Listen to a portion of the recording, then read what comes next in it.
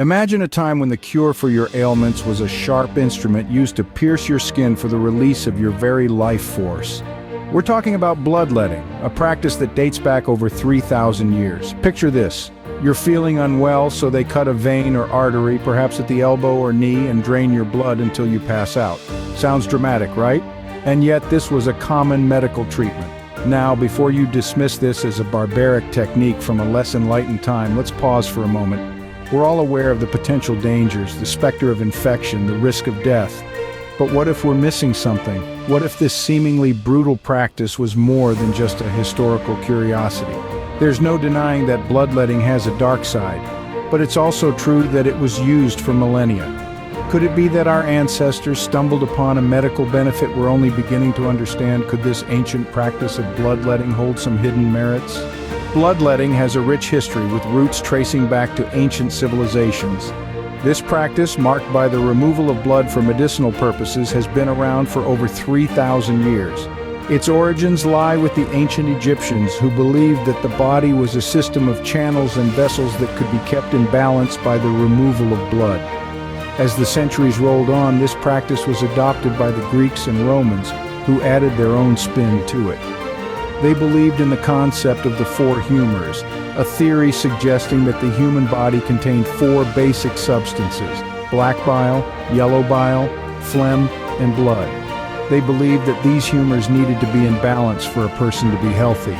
Bloodletting was seen as a means to achieve this balance, especially if there was an excess of blood. The practice persisted into the Middle Ages and the Renaissance, becoming a common method of treatment for a variety of ailments.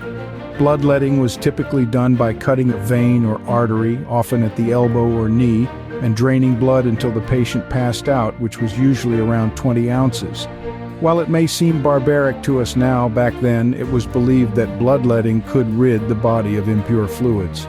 It was thought to be a cure-all, a panacea for all sorts of diseases and conditions.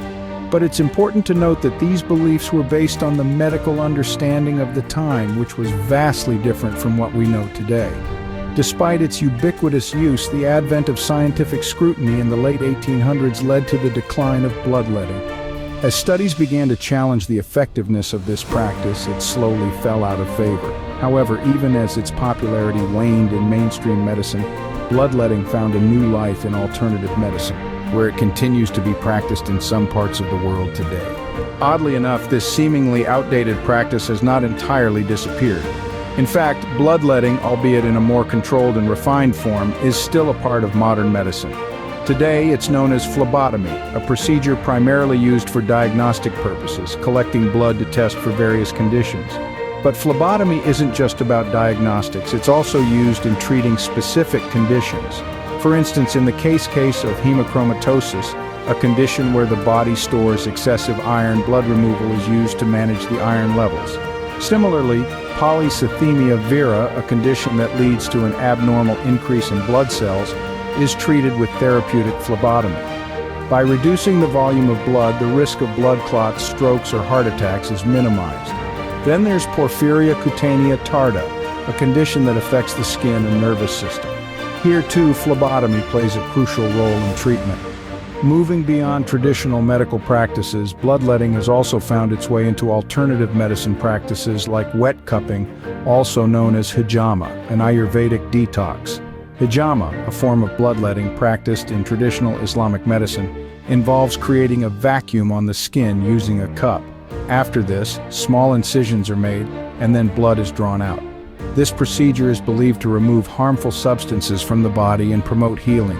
Despite the practice being scientifically debatable, its practitioners strongly believe in its various health benefits. It's not just about removing impure blood, but also about rejuvenating the natural healing processes. Even in the 21st century, bloodletting has found a place, albeit a small one, in medical practice.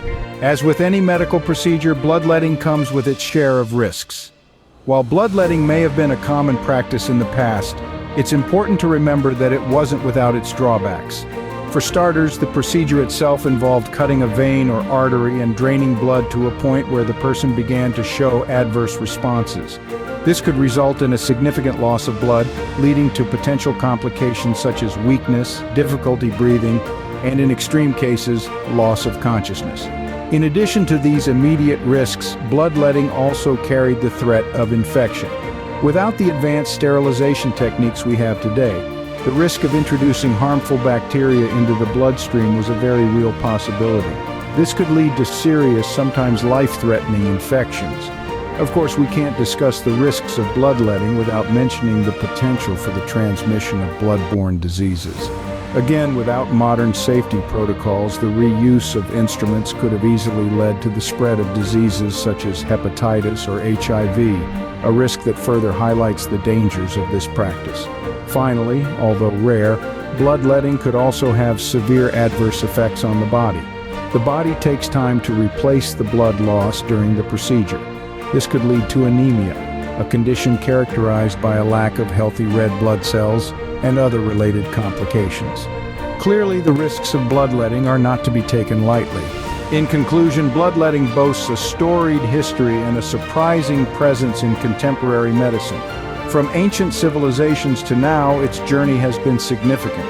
Despite use, scientific scrutiny in the 19th and 20th centuries led to a decrease in its practice due to the understanding of its dangers and the advent of safer, more effective treatments. Nevertheless, it remains in use for specific conditions like hemochromatosis and polycythemia. However, bloodletting comes with notable risks such as blood loss, infection, and disease transmission. It might seem outdated, but it persists as a part of our medical context, reflecting our medical history. It's a clear reminder of how our understanding of human anatomy has advanced and how medical practices continue to evolve. We'd love to hear your thoughts on this practice. Do share them in the comment section below.